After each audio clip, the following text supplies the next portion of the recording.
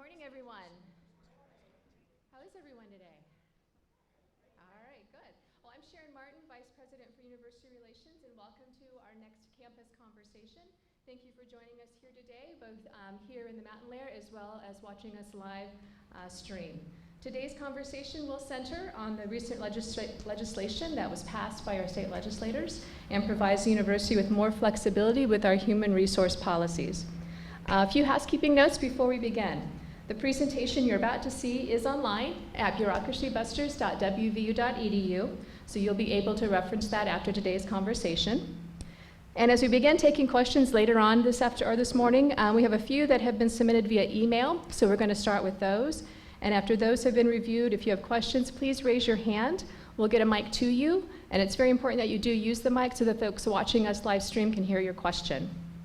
And if you are watching online, you can send your questions to campusconversations@mail.wvu.edu, and we'll monitor those and try to get those answered today as well. So let's begin to review what we're going to discuss today. Maybe.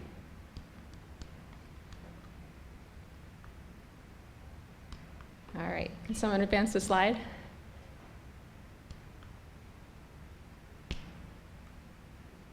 It's not working. There we go. Okay, here's what we're going to do today. All right, we're going to explain why WVU pursued the policies and the flexibility. We're going to discuss the plan for policy development. We'll share the themes and the ideas learned that were gathered during the different workshops that have been held over the past few months. We'll share next steps, and then we'll also take questions and get your feedback. And how it will work today is we'll first hear from our speakers, Rob and Chris. We'll open discussion then and gain some feedback from all of you. Please try to keep the questions university-wide. If we do have specific personnel questions that you'd like to address, we have other members of the team that will be able to speak with you after the presentation. And with that, we'll begin the conversation. So, let me introduce our presenters today. We have Rob Alsop, Vice President for Legal, Government, and Entrepreneurial Engagement, and Chris DeVord, Vice President for Talent and Culture.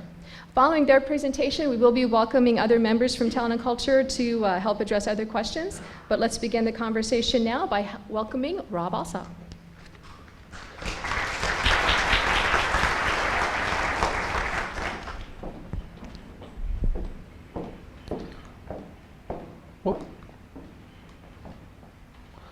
So why do we pursue flexibility?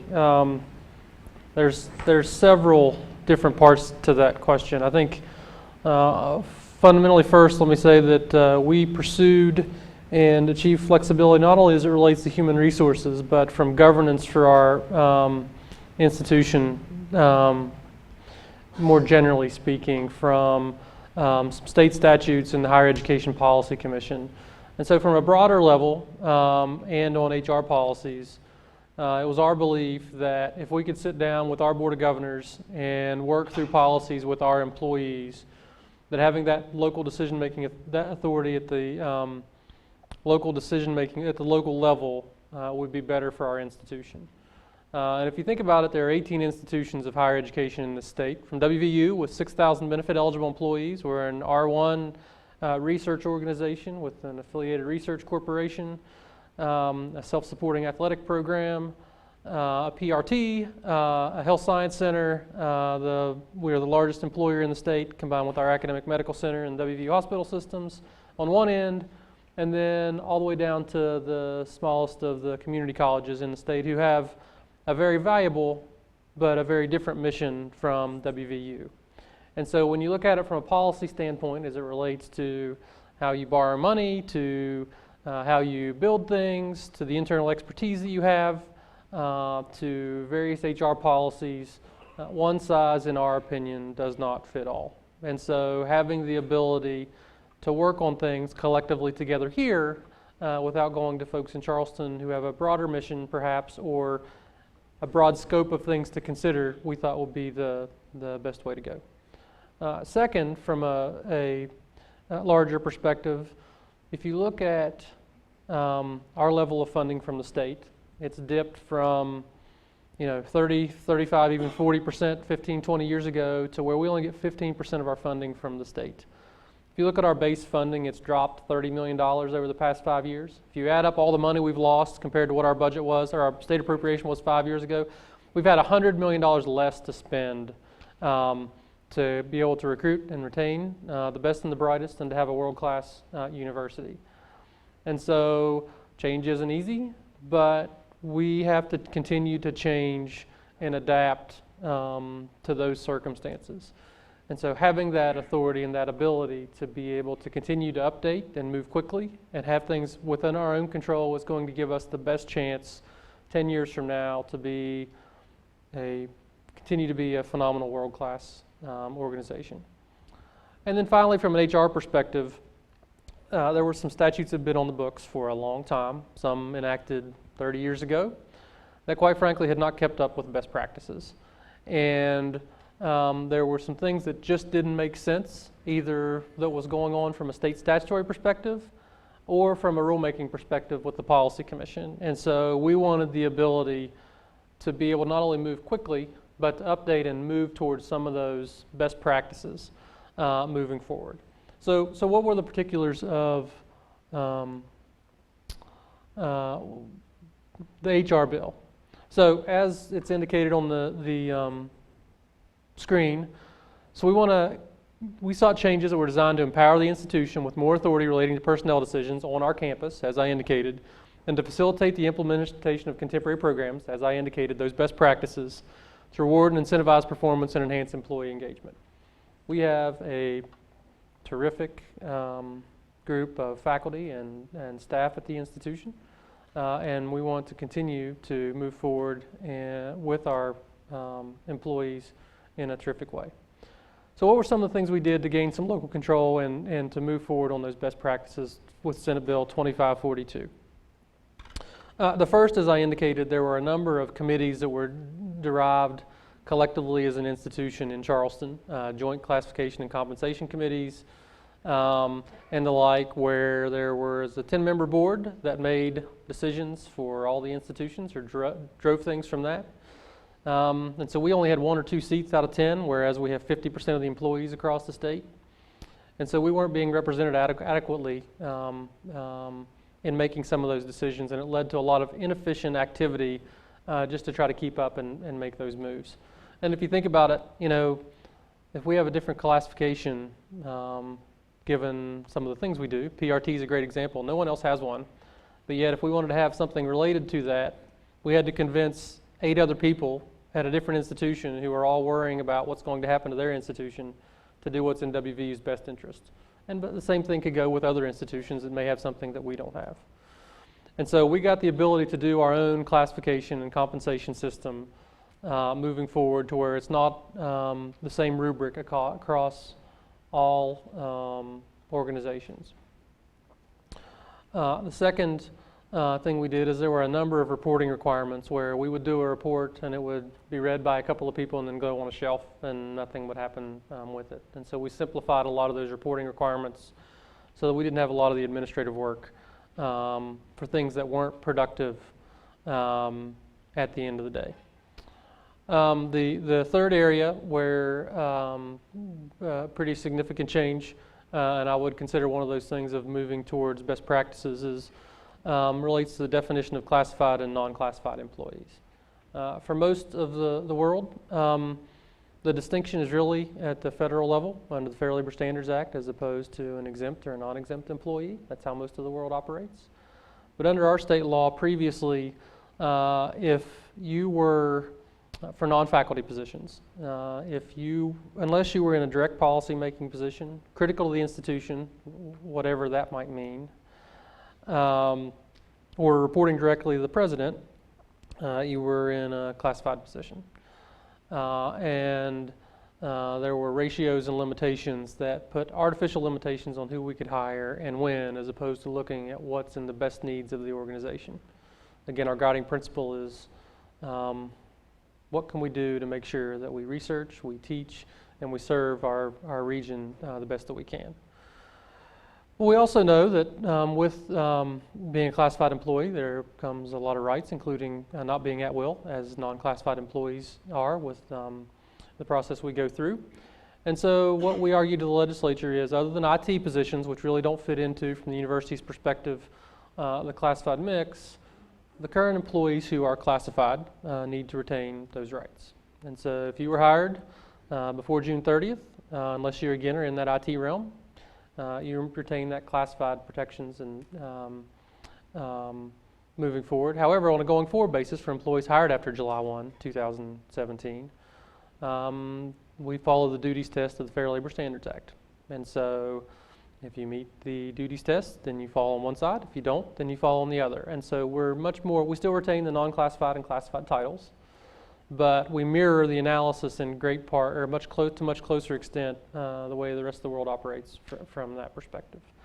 The biggest change, and probably the one that's generated the most discussion at the university, relates to seniority, bumping rights, and rights of recall. And that's one of the statutes that's been on the books for a long time.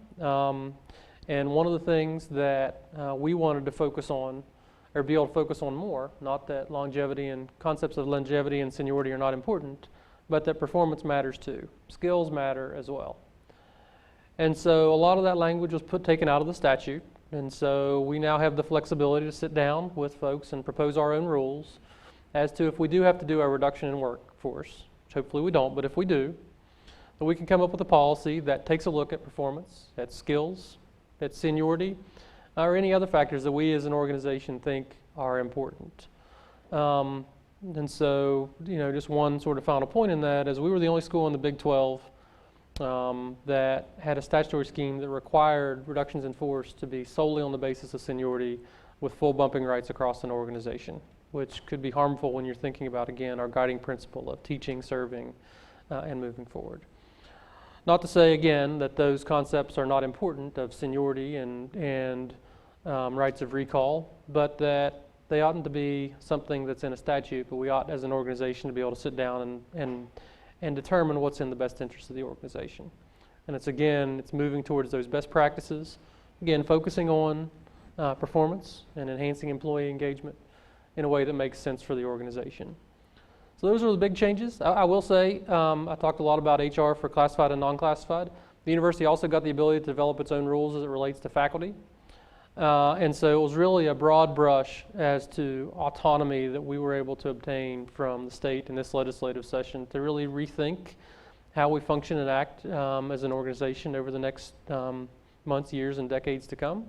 So that's one of the exciting parts, but it also comes with a lot of hard work. And so now that we have the legislation in place to have that flexibility, it's up to us to work collectively with our Board of Governors to come up with a set of policies that make sense with the organization. And with that, I'll turn it over to Chris to talk about our plan for policy development. Okay, thank you, Rob. Let's say good morning to everybody, and then also good morning to Potomac State and WVU Tech. I understand there's a number of you out there watching us, so thank you for joining us remotely. What I'm going to talk about first is, well, that's a laser pointer, so that's not going to work. There we go. What I'm going to talk about first is the calendar. So how will we develop policies going forward now that we have these freedoms? This was one of the things, the first thing we had to build because prior to this, any rulemaking had to be done through the Higher Education Policy Committee. So what you see here is a blueprint for how we're going about it. We started back in February. There was a campus conversation to make everybody aware of the HR bill. And then in April, you'll see there in green, on 3 different Tuesdays consecutively, we met with folks out at the Erickson Alumni Center. And what we did there, those were invite only. We tried to get a cross-section of the organization. So we invited classified staff, non-classified faculty, members of management, and really tried to get just a really good cross-section of folks randomly from around the university so we could start to talk in concept about some of these policies and try to build them. In the first session, I want to think back, I think we had a little over 50 people. Second session, we got to over 70, and last session we had over 90. Because again, we were kind of building this car while we were driving it. We knew that we were going to get the freedoms in the bill, and then we had to start figuring out, okay, how do we get people in the room and start talking about it? But those groups really gave us feedback to help us create the drafts of the policies. We just released the drafts of those policies to classified staff council yesterday. But a lot of what you'll see in those policies as those start to circulate campus really came out of those policy development workshops. And then Jim Morrison and I did mini versions of those April 26th and May 1st. We went down to Montgomery and talked with some of the folks at WVU Tech. And then we went out to Kaiser and talked to some folks at Potomac State, and again shared sort of the thoughts around some of these policies that allowed for question and answer, and got some feedback and some ideas around, again, how do we shape those drafts. The next thing then you see in yellow here, May 23rd to June 22nd, is staff council review. Going forward on any kind of policies like this, whether they're faculty policies or they pertain to staff, you'll see this 30-day period overlap with a 30-day Board of Governors public comment period. But given that this was sort of our first journey together on this, and that these are really, all three of these we're going to talk about are near and dear to people's heart, there's a lot of emotion around them, we split that out and we said, you know what, let's have a separate 30-day review for classified staff council, and then let's also do our 30-day public comment period, which I'm going to talk about here later in the calendar. But we wanted to make sure we were being thoughtful, we were being deliberate on this, we weren't rushing to get anything published. So we've extended this calendar. I just want to make sure you know going forward, if there are things that aren't as touchy a subject, we can move a lot quicker on making a rule. We could cut about 30 days out of this calendar by overlapping those. And then you see May 24th campus conversation at the Mountain Layer. That's us here today. June 12th, the bill becomes effective. And then around mid-July, we will do a Board of Governors special meeting to propose rulemaking. And it's not just the HR policies, there's other policies as well now that we're free from the Higher Education Policy Committee. We've got to write rules in a variety of different areas and then work with the board to make sure that we're all on the same page around how the board will govern those decisions going forward, since it's not Hep C. So that meeting will happen mid-July, and then you see here in pink, July 18th to August 17th, that's the Board of Governors 30-day public comment period. So at that point, what are drafts today will be a little tighter. We'll probably be very close to what the final policies will look like, and they go for a 30-day public comment period. We then have to respond in writing to any public commentary that comes in through that notice of rulemaking. And then we've got August 22nd to September 6th. So after we look at those comments, react to those, make any final changes in the policy based on that comment period, the Board of Governors then posts in August and says, okay, this is 10-day final notice that these are about to become rules. And then September 8th, they become policies. So that gives you a feel for how we go from concept to an actual policy and a Board of Governor rule. There's a lot of stakeholders that weigh in on this. But one of the things we learned through this whole process, we really liked those policy development workshops. Getting a cross-section of people together to talk about things before we start to put anything in motion was really valuable for us. And I think you'll see that used more going forward. The one thing we did learn, though, we did these as a full day. Full day was a lot for everybody, both the folks facilitating and the folks attending. We'll probably do half days going forward. But this is one of those that, depending on what the topic is, one of you in the audience, you might be one of those folks that's randomly invited to come to a policy development workshop in the future. Our intent is anytime we're going to make change, we want to use that kind of format and then go back through the same sort of recipe and cookbook for making a policy. But we really got a lot of value out of that. So then what I'm going to talk about now is themes and ideas. What did we learn in those policy development workshops on each one of these policies? And there were 3 policies that we're looking at putting in place, and then one was not something we're going to change today, but we do intend to change in the future. And while we had everybody together, we thought, you know what, let's start to talk with the audience and get a feel for that. And so that's the first one I'm going to talk about, is paid leave benefits. We are not going to make any changes currently to paid leave benefits. But here's the problem we are trying to solve. There's 3 distinct populations when it comes to paid leave. You have people who are hired, I believe it's before 1988, Dean, is that correct? If you're hired before 1988, your sick days actually have a value to them. And so you can cash those in for retiree health care.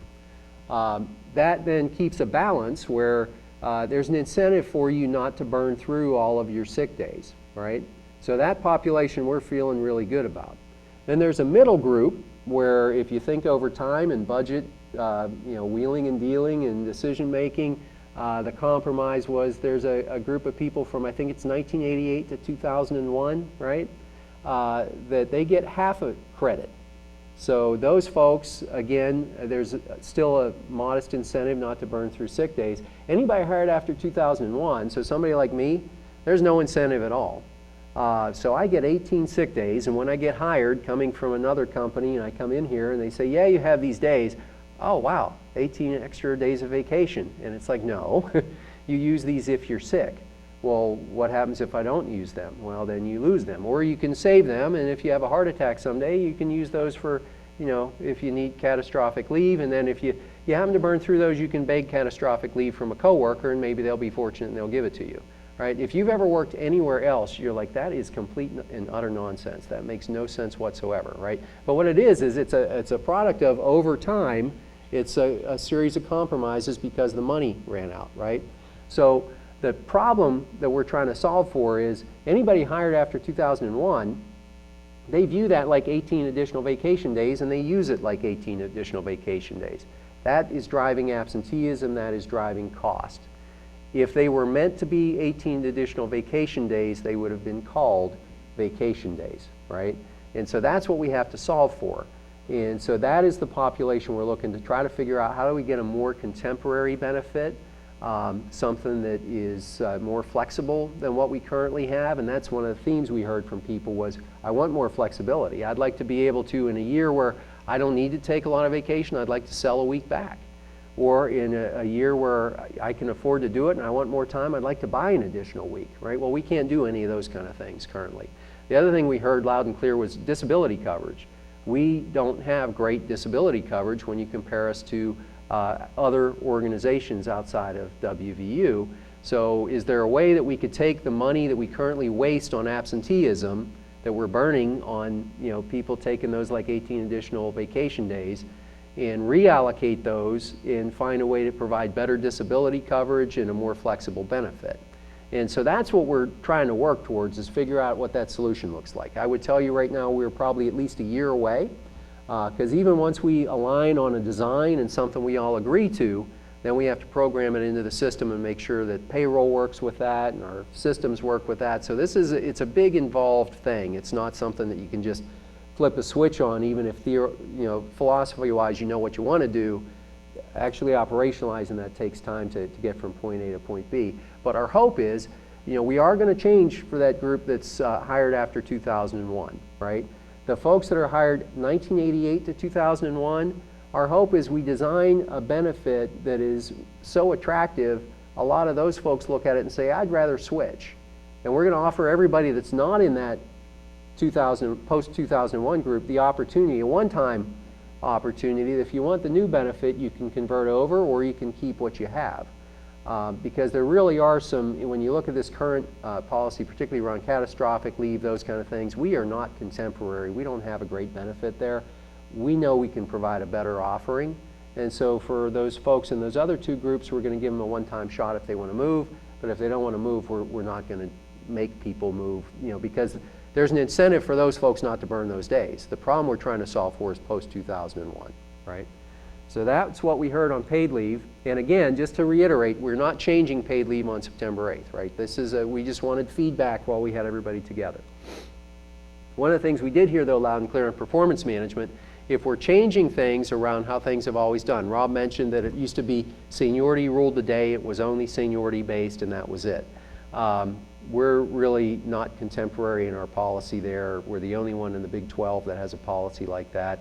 Everybody else has a more balanced approach where performance and skills are also considered in addition to seniority.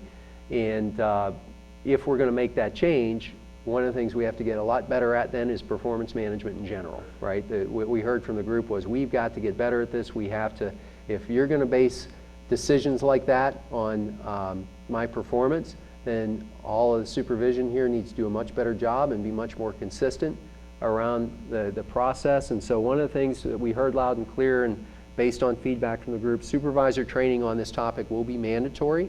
This is not an option. Now, I will tell you, training everybody is not suddenly going to make somebody a wonderful supervisor and a leader, but it is a start, and it does create a foundation around basic expectations. We also heard folks, like the question we would ask is, if we don't have a year where we have no merit pool, should we still do performance management? And when we talk to some supervisors on campus, what I'll hear is, hey, if we don't have to do raises this year, do I have to do appraisals, right? What we heard from everybody from the staff side and the individual contributors that came to these workshops is, I don't care if there's a merit pot or not. I want feedback on my performance. You owe me a minimum of a year. You know, sit down once a year and talk to me, but it should be more frequent than 1 year. We agree with you. We think that's very reasonable. And you know, this is not, we're not calling it the raise allocation process. It is the performance management process. So there should be regular feedback. The purpose of the process is to help manage performance. The purpose of the process is not to allocate raises, right? So we heard that loud and clear, and we're going to emphasize that. The other thing we heard was informal appeals.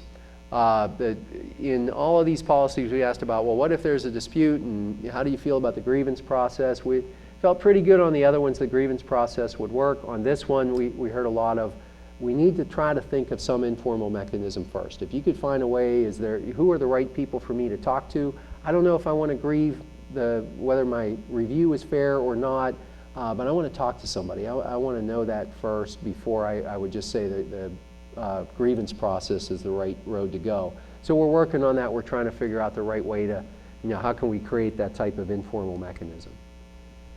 In class and comp, when we talked about class and comp, one thing we heard loud and clear from everybody, and this was nice to hear because we had the same universal dislike, was the point factor system. And so the way that always worked was, you know, was basically, let's guess the magic word, right? I want my job evaluated, what words need to be in my new job description, even though my job probably hasn't changed, but I need to get paid more. You know, what words do I need to put on the paper to get you to say I'm a higher grade, right? And the one word that always kind of carried a lot of points was supervision. And so the unintended consequence of that, we have a lot of supervisory relationships here where the person's only in supervision because that was a way to pay them more money. And in a lot of cases, it's one-to-one relationships where that doesn't make a bit of sense, right? Now, there are cases where one-to-one makes sense, but you know, we're probably 30-ish% of our reporting relationships are one-to-one. That's a byproduct of the games we played bureaucratically with ourselves around point factor. So that goes away. We're pleased that that goes away. We're going to try to just bring a more common sense approach to things. We want to treat non-classified and classified staff as similar and same as we can in terms of determining pay. The other thing we're going to try to build in the policy is much more flexibility around how you can deliver compensation to folks. So in the past, I think it was really kind of became a common held sort of an urban myth that the only way you could pay somebody was to get their job reevaluated. And we intend with this policy to give supervisors a lot more freedom, a lot more ways to move somebody through the range, progress them up the range without having to move them up a grade and go through this whole bureaucratic process where in a lot of cases, you know, I'm not saying there weren't times where there was merit to it, but in a lot of cases we were playing, you know what, I'm doing the same job, but I've been here, I want more money. What do I need to put on the piece of paper, right? And that's a waste of everybody's time. There's a different way to do it. There's a better way to deliver pay. So that's one of the things that we're going to try to do. And then the other thing we heard loud and clear from people was, hey, in years where you can't do a merit budget, what about non-monetary compensation? Have you ever thought about, could you give me a pass to the rec center? Could you give me football tickets? Could you give me free parking? You know, what are things you could do that have value? Understand we're in financial issues. What are other things you could do? So we don't have a concrete answer on that one yet, but we are working through, and you know, we've opened up the discussions around what are the non-monetary options and how could we look at that in terms of delivering compensation through non-monetary vehicles in addition to just cash. And then this one was the biggie, reduction in force.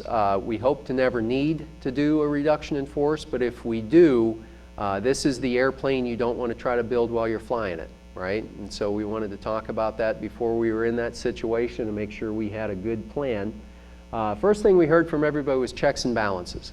We heard folks say, look, I don't want somebody from central administration coming to my unit and determining which job should stay and which job should go, because you're 35,000 feet above the day-to-day and what's getting done. You don't know how the work's getting done or who's doing it, so that doesn't make a lot of sense. However, we also heard, I don't want my supervisor to have that sole discretion and authority to say, okay, I'm going to trigger a reduction in force and this person's going to go. There should be some checks and balances, right? And so what we've aligned on there that we've kind of put into the draft policy is the same way we currently do the voluntary separation program, we've got an advisory committee. And so the dean or the budget owner, if they were going to do a voluntary separation, they'd have to come before that committee and state their case. We're proposing the same kind of governance for any type of reduction in force. And so on that committee, you've got myself, Jim Morris, from the human resources standpoint, legal, we've got our chief legal counsel and another employment attorney.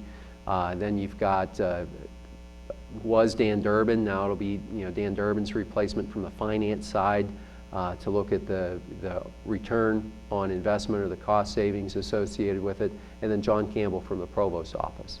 And so we really sit and look more from a university exposure standpoint. Is this fair? Is there anything we're concerned about? Is there any type of issues before we would let that go forward? And then in particular, is it solving a problem for us, or is it really just perpetuating a problem? And so we're proposing the same type of governance structure for any type of reduction in force to give that proper check and balance.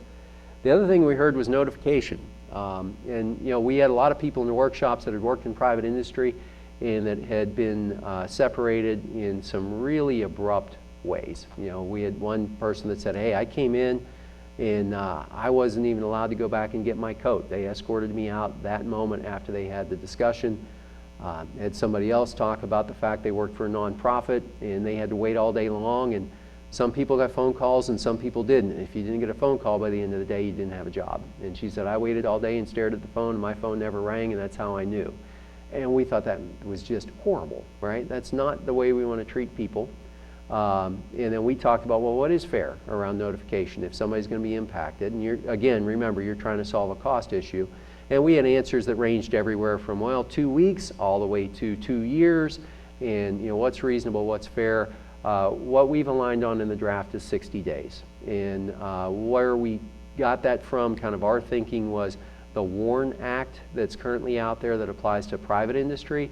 You can't close a plant or do a major downsizing without providing 60 days notice. Now, we're not covered technically by the WARN Act. However, we've acted as if we are. We kind of interpret it that way whenever we do any type of, if we would have an impact like that. So we thought, that's probably the safest bet. Let's align with that, and then we're never going to be running afoul of the WARN Act. So, that's what we've proposed. Again, it won't be a final rule until September 8th, but we're proposing at a minimum, you get 60 days notice if you are going to be impacted by a reduction in force.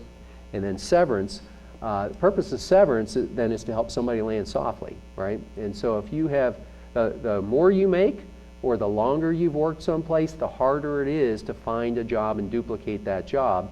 And so most severance formulas then are based on longevity. The longer you've worked somewhere, the more you get. We agree with that. We haven't published a final formula yet. However, what we've talked about in concept is there should be a minimum and a maximum, right? So the minimum that we've proposed is 1 month.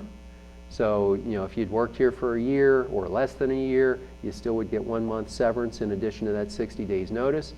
And then the maximum we've talked about is a year, right? So if you've been here for 25 years, you're looking at more of a year worth of severance. Now, exactly how we would lever that formula, how many weeks you get based on years of service, we've talked about a number of different ways to do that. We haven't fully aligned on what that would look like, but that's sort of our goal, is that we don't want to be one of those places where you show up, you get no notice, and then you're out there on your own, right? We want to, if unfortunately we do have to do this, one of the things we want to look at is how do we help people transition, how do we take care of folks that are impacted because of a, really what is a cost issue. The next thing we talked about was criteria to determine positions impacted by a reduction in force. And so the scenario we used in the workshops, we said, okay, you have 5 people, they all have the same job title, same unit. You can only keep 3 of those 5. So what criteria do you use? How do you choose who those 2 are that go on the reduction in force list? Universally, everywhere we went, every session we were in, the first thing we heard from everybody was performance. Performance should be the first criteria you look at. Unique skills and abilities should be second. And then you really ought to use seniority as a tiebreaker. So if all things are equal in terms of performance, then the more senior person would stay. We agree with that, and also I would tell you, if you look at the Big 12, that's pretty much how the rest of the world does it.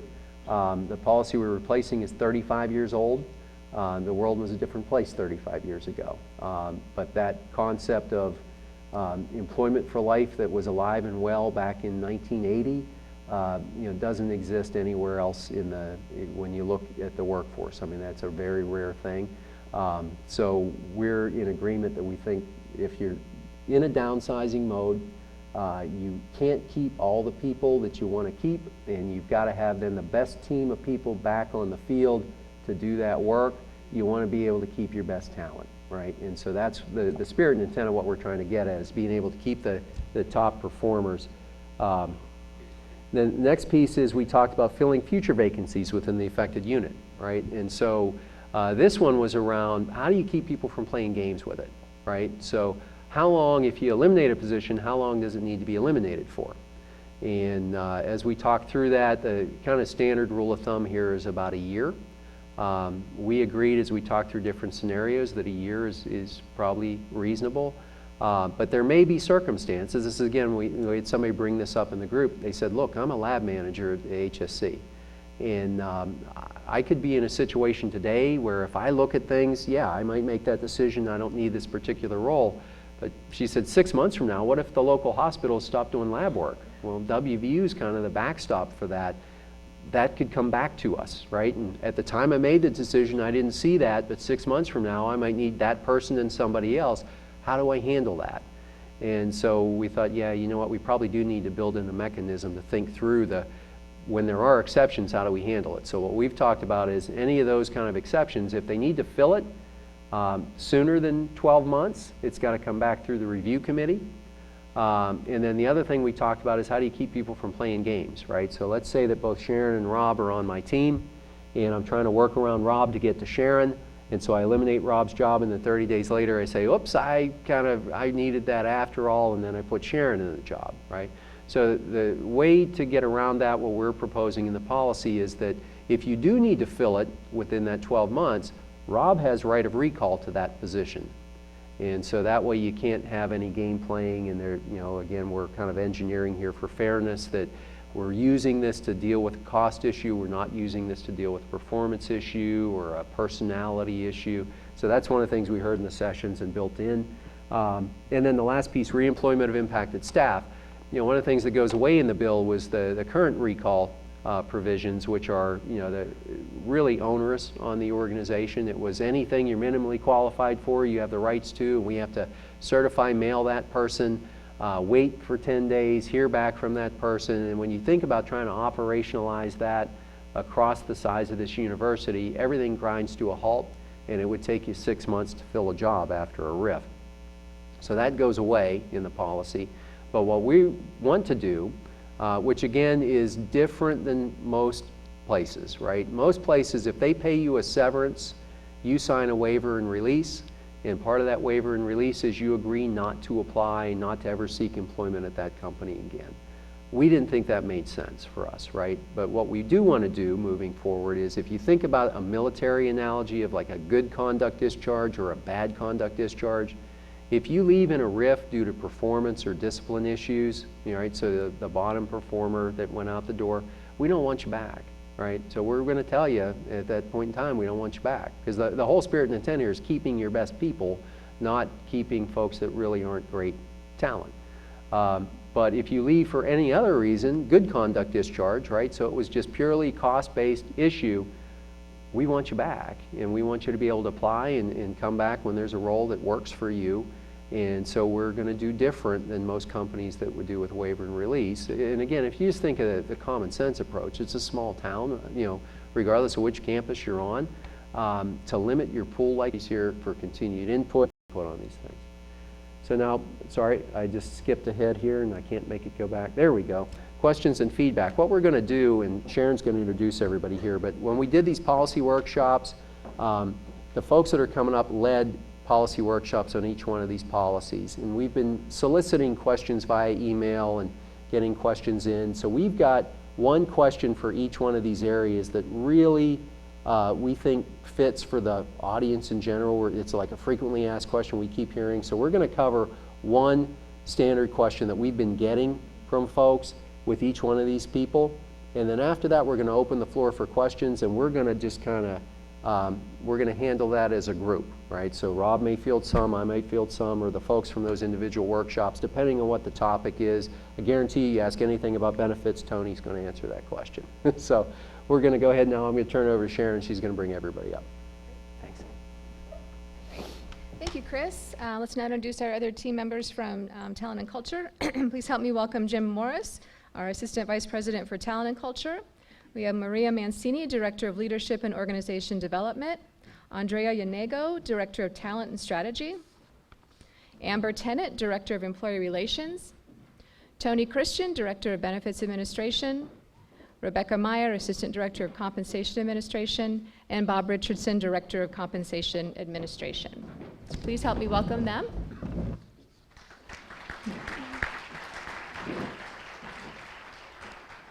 And for our first question, we have, will the classification and compensation changes result in an increase to my pay? Oh, sorry, second question. Go ahead, we'll start with that and go back to number one. Okay. Thank you. So the question, so it's a difficult question because really we cannot predict what would happen to any individual's pay. And that's because when you think about how your individual pay is determined, it's really kind of the intersection of three broad components. The first component is the structure itself. And that's Talent and Culture's role to build a pay structure, which is essentially the pay ranges and how the jobs fall into the pay ranges. The second component is the institutional budget. The structure is only as effective as the budget can be a funding source for the structure.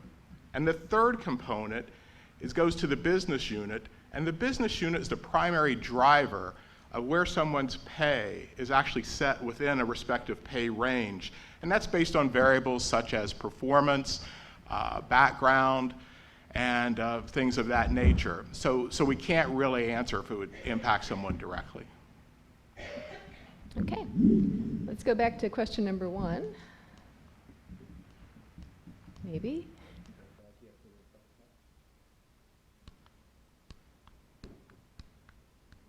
Can you all move the slide for me or no? There we go. There we go. All right. What are some situations that may necessitate a RIF? Can you hear me? Some of the situations that may trigger a reduction in force could be things like budget reductions, a loss of funding, reorganization in a department or an area, material changes to the position, to the duties of a position, program change or program elimination, or an emergency that curtails the operations in part of the university. So those are some examples that might trigger a reduction in force. It's not intended to address a specific performance problem. Let's say we have a problem employee in the area, one who's not been performing to expectations. The RIF, the reduction in force program, the process there is not intended to address that. That should be handled through typical performance management by the supervisor. They should be addressing those issues as they occur. So that's not a reduction in force kind of issue. All right, let's go to question number three. Why do we do performance reviews when we do not have pay raises? So I think that's me. So when we talk about doing performance reviews and why should we do them even in years when we do not consistently have merit increases, I like to just start out by saying because we believe it's the right thing to do. It's the right thing to do to give employees feedback about their performance, what their strengths are, what their areas that they need to develop in would be.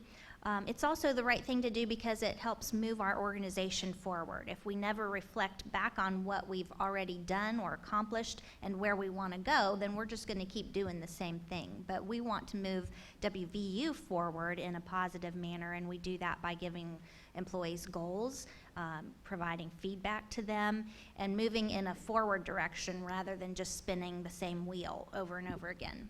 So we heard a lot from employees in the policy workshops that indicated employees are really seeking that feedback. I think sometimes supervisors think, oh, my employees don't like that. That conversation is uncomfortable. But that's not true. Our employees actually indicated they really want more of that. So we really want to be able to provide that feedback in a consistent manner year to year, regardless of whether or not there is a merit pay increase associated with that. Great, thank you. And the fourth question that we've been asked most frequently is, will changes to paid leave benefits impact sick leave conversion rights? Well, good morning, and that would be my question. I'm going to regurgitate a little bit what Chris said, and that is that really we are looking at three pockets. Those employees that can use their sick leave to pay either 100% or 50% of their sick leave conversion, there would be absolutely, we're not taking that benefit away. We've been asked that quite a bit.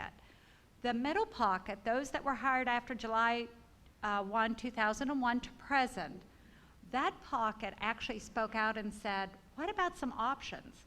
Can you do something with some of us that have saved a lot of sick leave over these years? Can we do something with that? We realize the cost of retiree health is not feasible, but are there some other options? So that group actually mentioned maybe to create some type of incentivize there.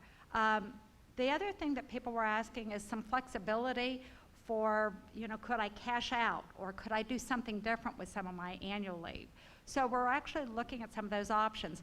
This was just a very early discussion. As we develop this policy, we will actually have more of those campus policy development workshops because we actually need more input. Then the third is that once we get it developed, the third option would be what we would actually implement to new employees going forward. But we're hoping to create something that will be a nice option for those that were hired after July 1, 2001, who was asking for some different things. It would never deter people prior to if they would like to take advantage of something as well. So very early stages, but we're not taking away the sick leave that can be converted to retiree health benefits at all. Great, thank you, Tony. We'll now open up the floor to questions. We have two folks, Heather and Marissa, who have the mic. So if you have a question, please raise your hand and we'll get a microphone to you. We have one right here.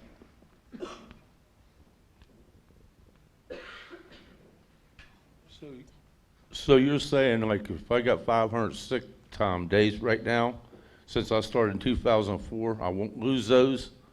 That won't be cut back to 18 days or whatever? That is correct. We're not taking those things away. We're not at all.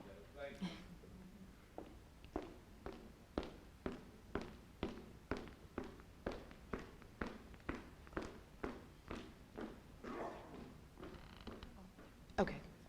Good morning. So for classified staff who were hired under grant-funded positions, in the past they have had reassignment rights. Under these new policies, what has been the discussion? So if they lose their grant funding, will they still have some rights to reassignment? Well, that's an area certainly that has a lot of interest. Let me just start with going forward when we hire an individual who's funded by grant dollars, they will not have continued employment rights once the grant ends. So the current employees, we're looking at that situation and determining how those current employees who are grant funded will be handled. Some employees were brought in knowing that they had a fixed period of employment based on the funding. And so we're currently assessing how to handle those employees.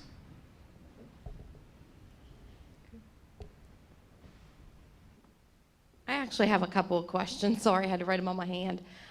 You're talking about skill sets.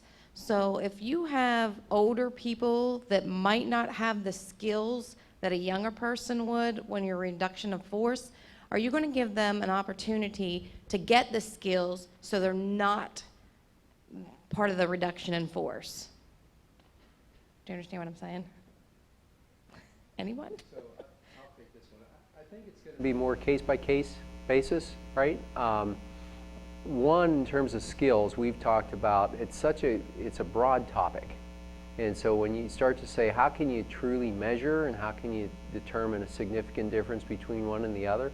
So I think it's going to be, like when we get into things like licensures for folks that might work in the trades or prior job experience they've had that they might have to utilize in a role, I think that's going to be a little more tangible for us. Some of the things, though, are not going to be that easy for us to discern. Where they're real gray areas, we're not going to use skills, right? But it's going to have to be where we can defend them, where we think they're really clear. But one of the things that we can't do at that moment is to say, hey, you know what, we're going to call a timeout, and now we're going to go train somebody that hasn't, for whatever reason, over a period of time, kept their skills current and up to date, because we're in a cost issue. We've got to keep the most productive person. So if we do have a hard skill issue at that point in time that we can define, we can defend, we're going to have to take the person that has that skill. We're not, because again, we've got less people on the team and the same amount of work. We can't call time out and then try to train somebody at that point. Okay, the second one has to do with severance. You said that you're going to give severance to people, but you're going to call back people if it's within the year. So how are you dealing with that? If you give them a severance package of a year's salary, then you call them back, they're getting double paid. No, so that's a really good question, because we actually had that come up in the workshops. The thought would be, so let's go back to that Rob and Sharon example. I lay off Rob to try to get to Sharon, then I get shut down, I have to go back and I've got to bring Rob back. If he's been gone for 60 days, our intent in terms of paying severance is we're going to continue to pay that in installments. We're not going to pay one lump sum. So he's got 60 days worth of severance. He keeps that. His severance would stop when he would come back if he accepted the job and came back. So that would be kind of our thought around how we would navigate that. Okay, and the last one I have is, you say that it's not going to increase the pay. It may not increase your pay whenever you do where you take away the levels, but can it decrease your pay? Question limit per hand, and you overshot that. But second, no, it will not decrease your pay. Great. We've had a couple questions come in, so while we're running the mic, so I'll ask another one via email. If an existing employee is hired into a new position after July 1st, 2017, will this remove any classified protections you had that existed due to being grandfathered in?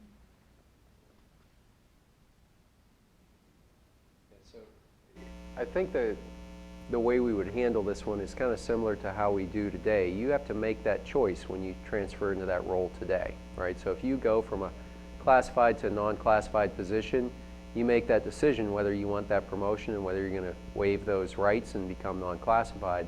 If you don't want to take that promotion, then you stay in the role that you're in. So I think we'll handle it the same going forward as we handle that today.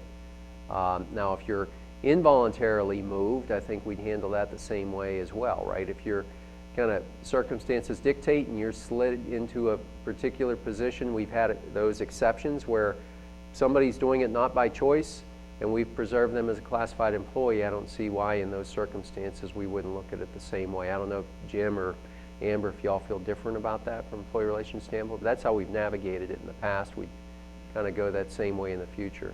What we're really trying to get at long term is the whole rest of the world, you're exempt or non-exempt. Nobody knows what classified, non-classified means unless you kind of grew up in this system. And so we're not trying to shake the whole organization and move everybody right away, but over time, as we hire, 10 years from now, we'll be able to say we have exempt and non-exempt as, you know, our folks retire and we bring in other folks in this organization. So over time, we'll be able to navigate to where we look and talk just like the rest of the world instead of this made-up language that we have currently for WVU. That's kind of what we're trying to get to. That's really the intent behind that change.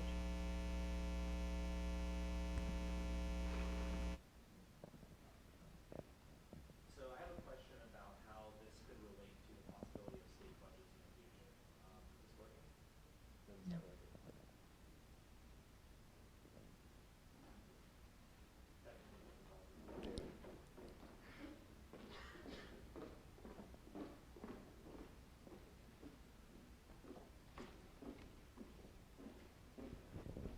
Hello? Okay, there we go. So my question is, on February 23rd of this year, Governor Jim Justice expressed to the legislature that he wanted to seek furlough authority for state employees in, quote, fiscal emergencies. 5 days ago, the West Virginia House of Delegates in the special session that's going on right now, they passed House Bill 106 by a margin of 82-2. The primary purpose of that bill is to provide protections for state employees in the event of a furlough related to insurance and so on. And they did remove the fiscal emergency language, and they replaced it with no state budget. So in the event, if this bill were to pass, in the event that we do not have a state budget, which is a possibility this year and who knows, could be a possibility in future years, the governor would have the ability to basically furlough state employees by executive order. Now, a lot of this is hypothetical, but my question is, if this new policy takes place, or this new policy takes effect at WVU, and we have a scenario where we have no state budget, so the governor does issue furloughs, does that affect WVU? And if so, how much could it affect the employees? So, taking a step back, a state government shutdown would have would not only impact our employees, but our students. And so you think about it from student perspective first, students have paid tuition. They're expecting to continue summer school through June and July. And so the thought of a shutdown for the university is really a unique set of circumstances. I mean, you think about a furlough instance. I don't know how a furlough would be applicable to a state prison or a state hospital or to the state police or to all the things that we have to continue to do after July 1. And so for me, it's a broader question. And so, you know, our primary focus is working with the legislature to make sure that we help them get to a resolution. The second thing is, if we get to that shutdown point, it'll be working with the state auditor's office and maybe even going to court to make sure that we continue to be able to operate and do what we do best, and take care of things that we need to take care of through the summer. And so the furlough, to make sure that if we aren't all forced to take unemployment compensation, we don't lose our health insurance, is something that's certainly the top of our mind. But we're actually engaged in a far broader discussion to protect the university as an organization after a July 1 scenario. And so the answer to your question is, it could have a big impact, and it is broader for the impact of the university than just a furlough. And we continue to work on, well, our first priority is to help the legislature and to tell them they need to get to a budget. I mean, I've said this morning, you know, you think about this, particularly with our hospital, we're the largest employer in the state. And so from an employer's perspective, what we need, and I think what most private businesses say they need, is stability. This year in, year out, not knowing what's going to happen July 1 is going to start to take a toll on our business climate, aside from tax policy and everything else. And so they need to get some stability and move that forward. And so our primary motive is to say, we don't want to do furloughs. We don't want to go in this place of being unstable. Let's fight to get this budget done so we don't have to worry about it on July 1. But we are taking care to make sure that we are working through all of the contingencies that we would, not only from what happens to employees July 2nd when they're unable to show up for work because we're unable to pay for that period, but how we make sure that we're doing summer school and everything else that we have to do during the summer. Okay, we have another couple of questions that came in through email. If you've had sick leave incentive being offered to those before the 2001 cut, would that be available for those hired after 2001 that have not used their sick leave as extra vacation days? We will be considering and we'll be evaluating, you know, fiscally and can we offer some type of incentives for those that have not been using their sick leave since that July 1, 2001. So as we develop the policy development workshops, as we have those focus groups, we'll be asking. We actually got suggestions the last time when we met, you know, what are some ways that maybe we could do something? So we are looking at incentives. Hi, I'm in IT at Health Sciences, and we have a significant recruitment problem in IT. I'm sure you're well aware of that. And one of the few tools that we have at our disposal is the fact that we can market our holiday time. We can market our compensation system that we have. And with the switch to potential PTO, the switch to potential 40-hour work week, it feels very much like you're taking away the few incentives that we have to offer to recruit new, good employees. I'm wondering if you can address that concern and maybe talk a little bit about what kind of options we might have for recruiting people in the future. Am I on? There we go. The one thing I would add, and it looks like somebody at the table's getting ready to chime in too, the class and comp policy, what we're looking to do there is give people a lot more flexibility around how they pay. And I think in the past we've had a mentality that fair is equal. We need to shift that thinking, that fair is not equal, that performance drives pay, and talent and skills drive pay, right? And so the ability to differentiate, we're kind of taking the handcuffs off on some of those things in terms of ability to pay to get talent.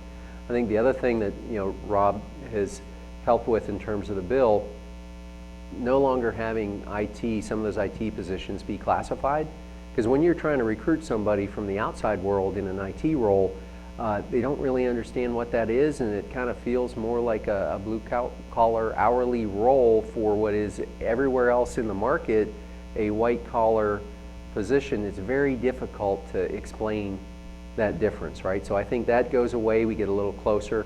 The other thing that I'm hoping to do, the kind of craziness we have around prof tech, I don't know what a prof tech is, right? And nobody in the world knows what a prof tech is. We do, because we've kind of invented that language here at WVU around all of the constraints we had before. We had to kind of work in this puzzle.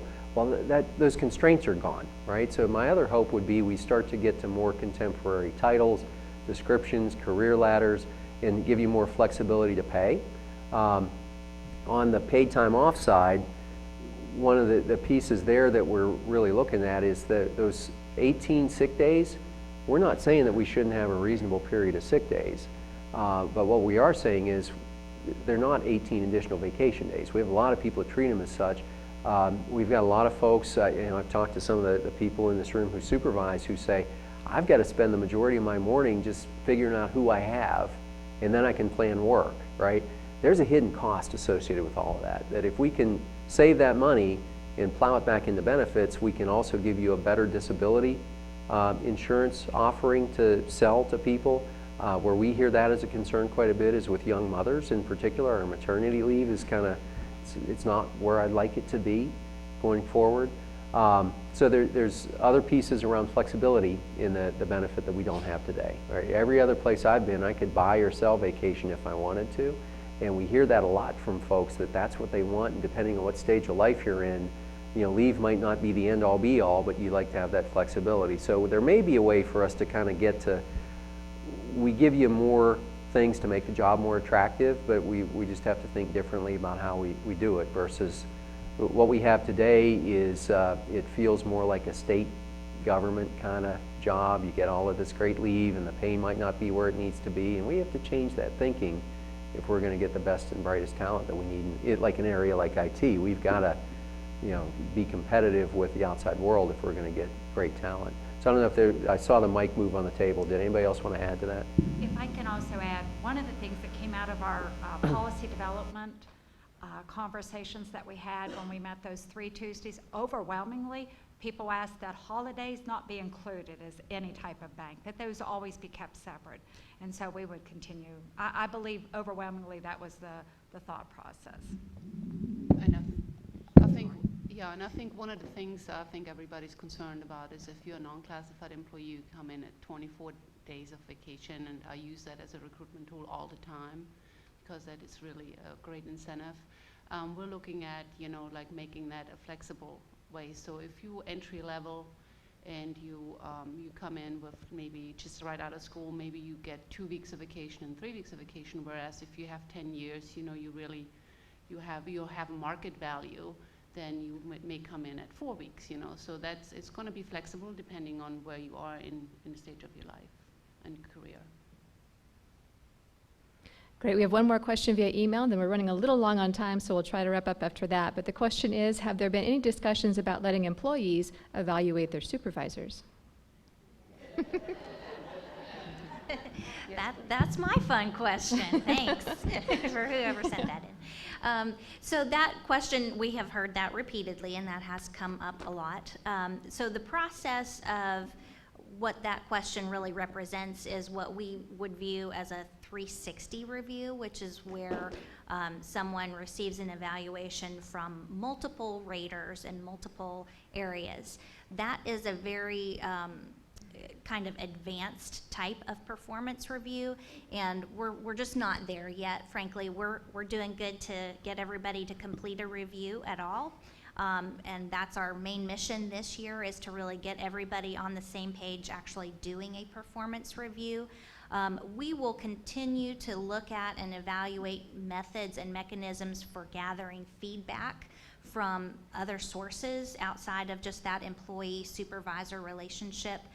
We'll continue to look at that, and you'll continue to see improvements and progress made in the performance management area. But in terms of the question as it stands today, we're not prepared to move to that kind of 360 evaluation process. Great. Thank you, Amber. Are there any other questions before we begin to wrap up? One more right up front. Hi.